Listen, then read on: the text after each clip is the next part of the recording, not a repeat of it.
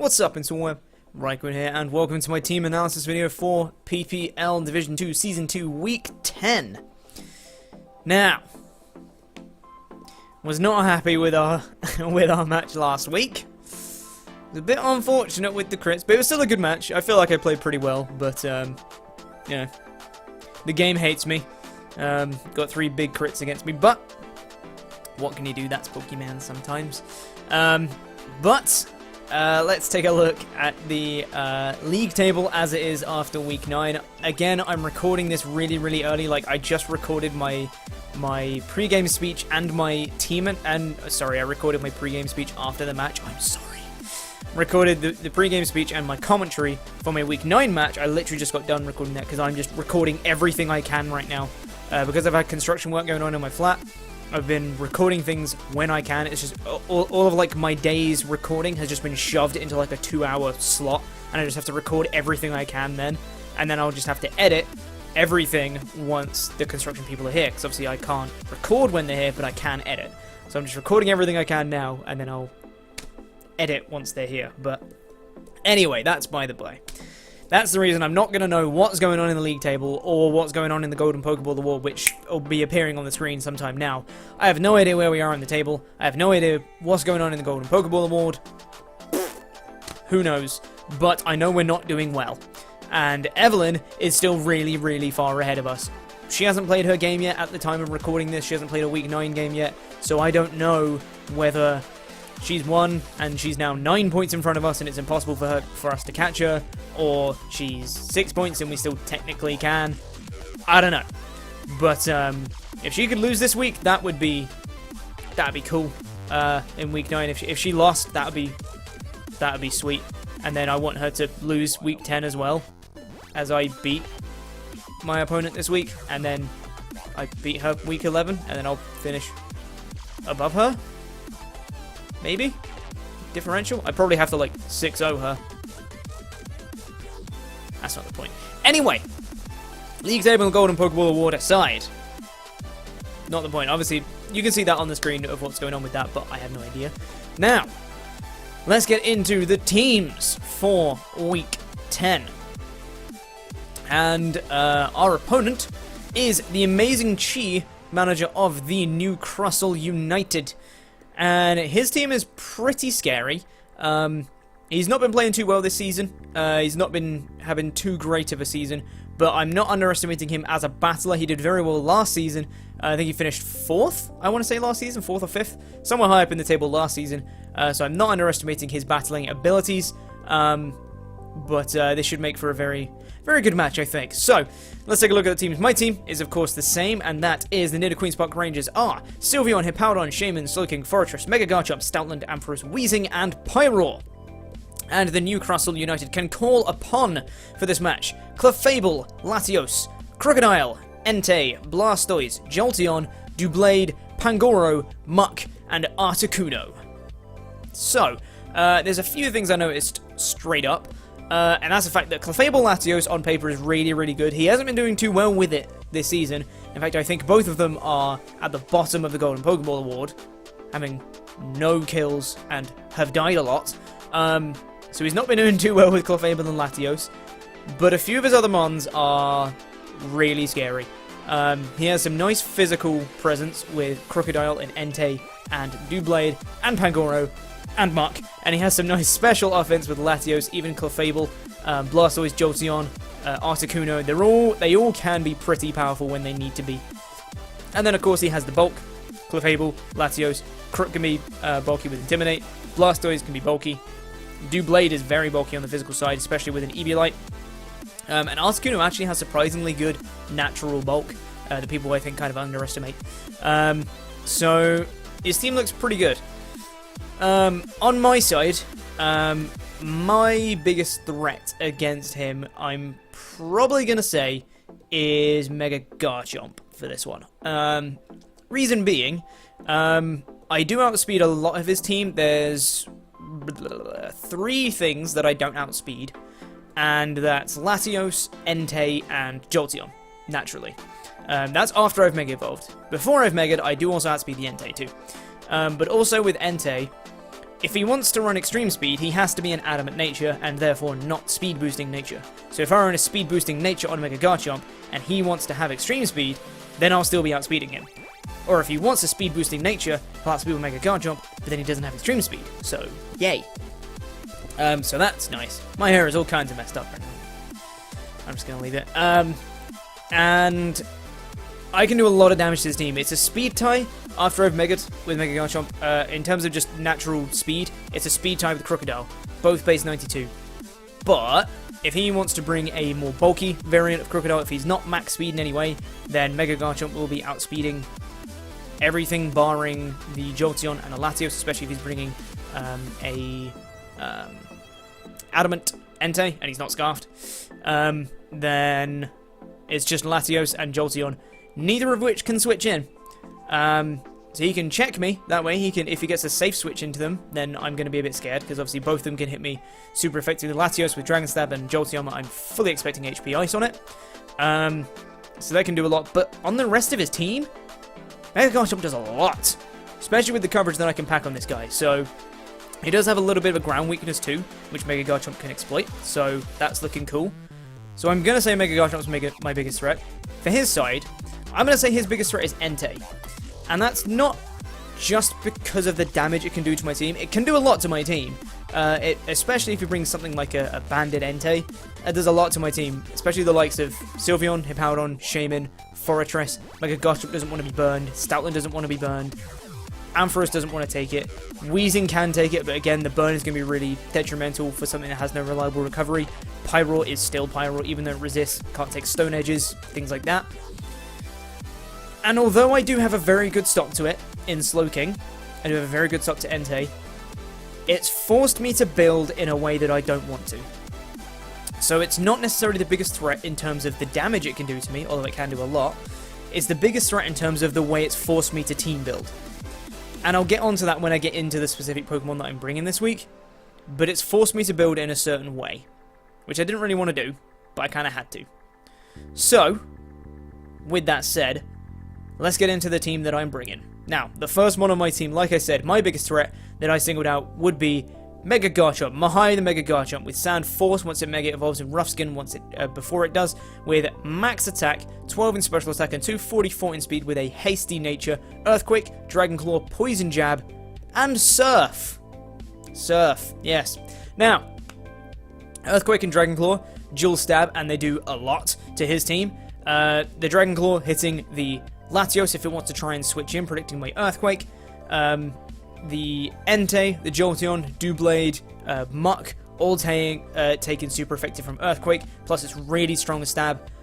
Poison Jab hitting the Clefable if that wants to try and switch in to try and scare me that way. And Surf. Surf I have specifically in case he wants to bring an Intimidate Crocodile. If he brings like a physically defensive Intimidate Crocodile, it can shut down any physical variant of Mega Garchomp, but that's why I'm packing Surf. If he wants to try and come and intimidate me, and he's a more bulky variant, then obviously I'll be outspeeding him. So I can hit him up with an Earthquake, which will still do like 30% or so. And then I could go for a Surf on the following turn and do a huge amount of damage, which would be really nice. So that's what the Mega Garchomp is there for.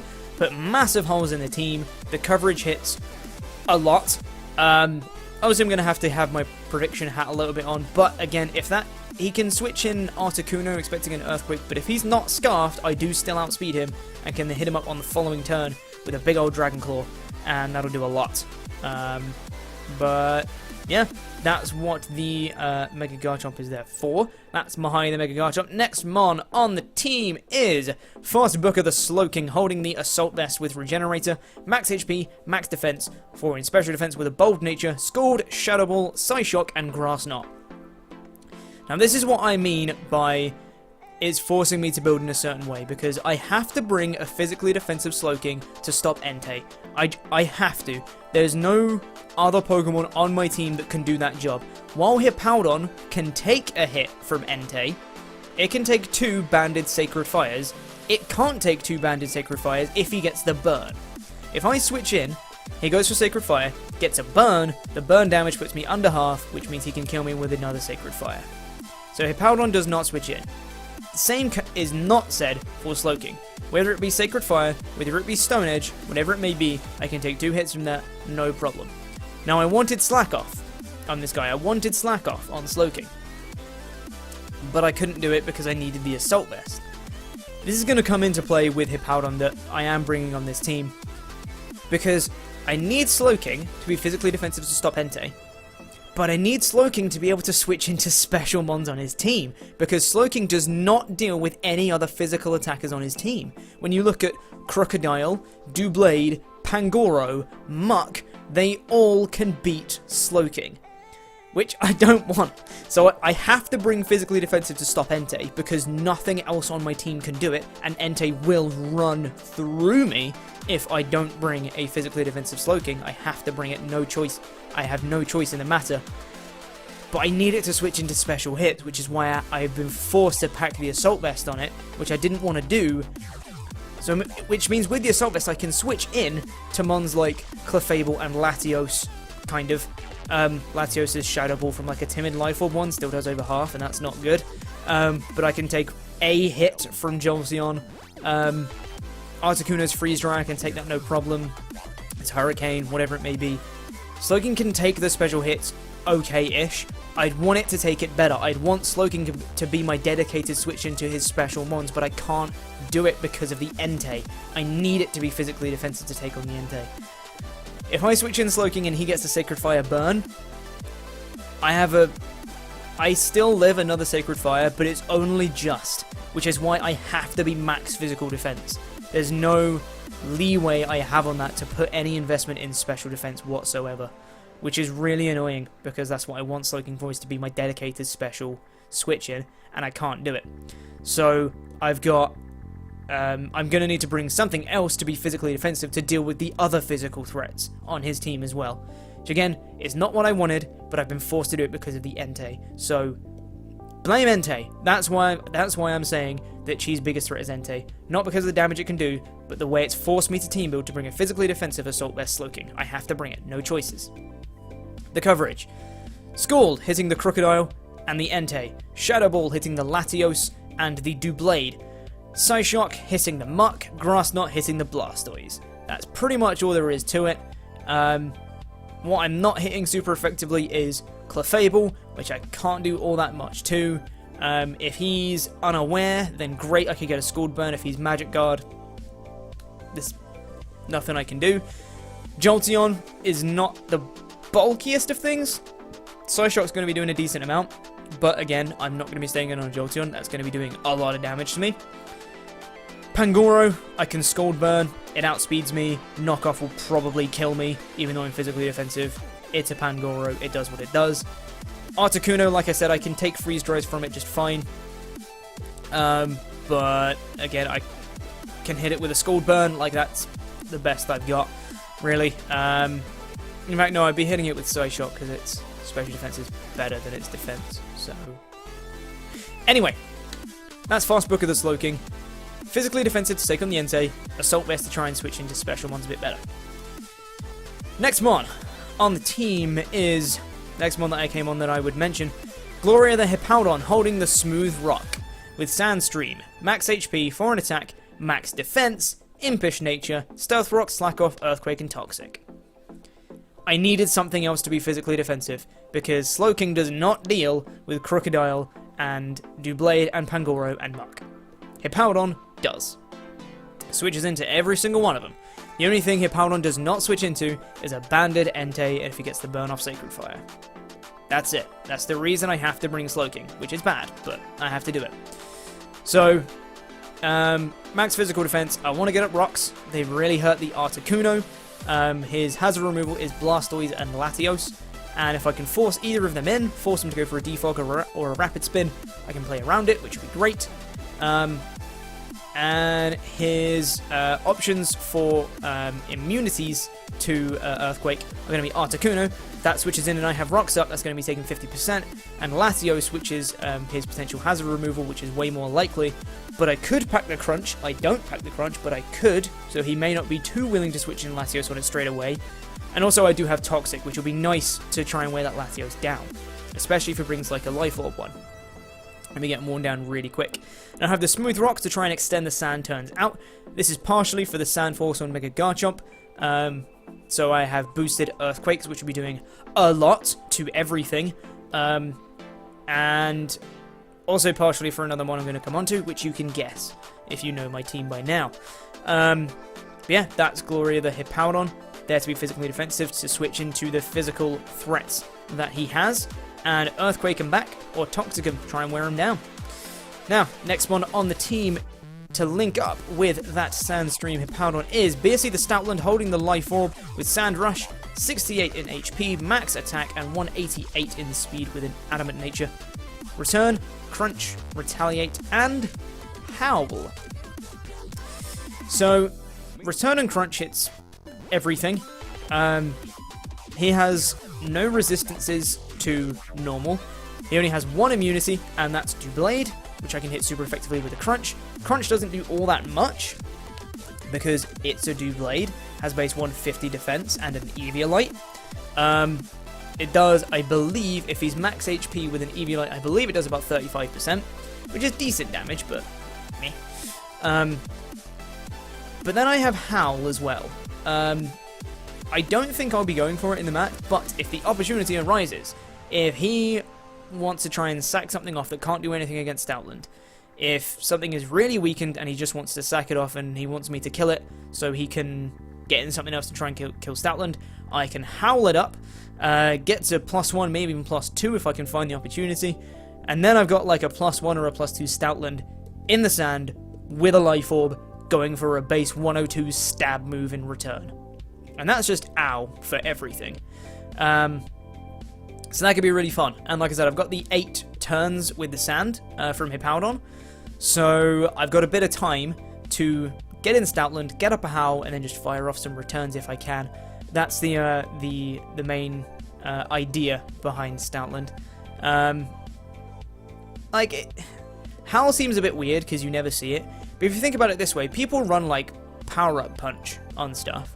And the Power-Up Punch is never there to do damage. It does like 2 to some things. But the main point of it is to get you to +1, so other moves will do more.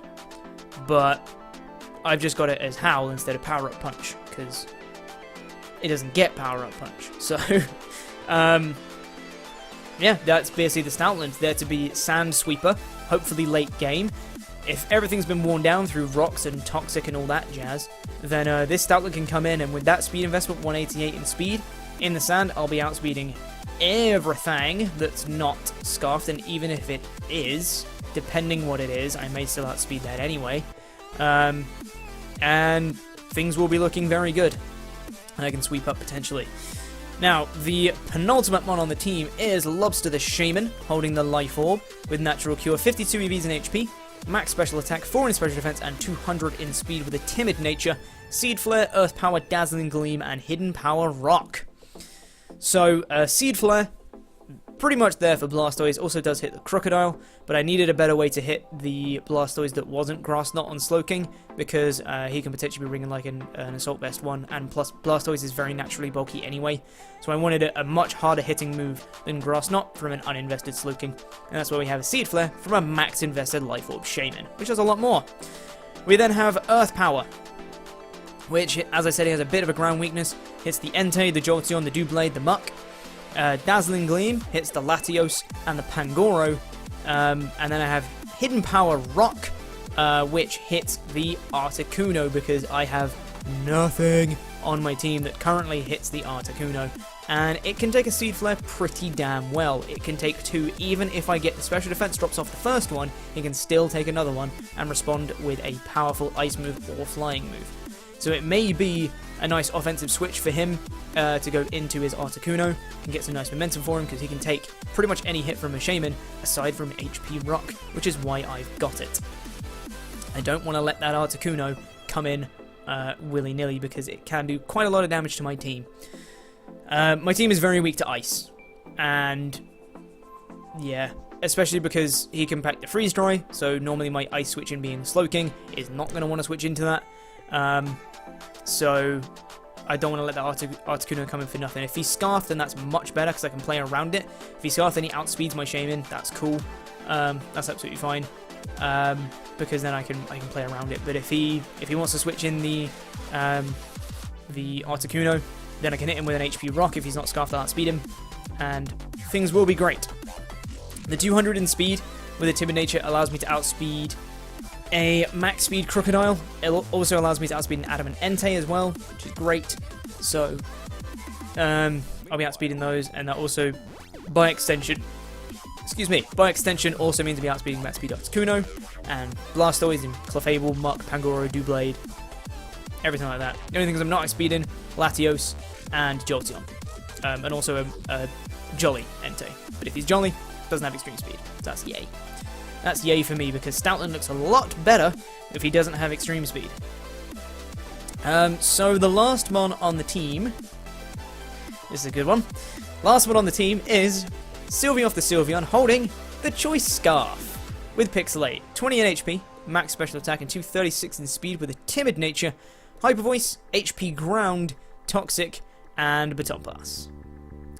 So again, I have a Choice Shaman with only 2 attacking moves, but I literally don't need anything else. Hyper Voice hits the Latios, the Crocodile, the Pangoro, and HP Ground literally all of his switch-ins, all of his potential switch-ins that resist Fairy, so that being Entei, Doublade, and Muck, are all weak to ground.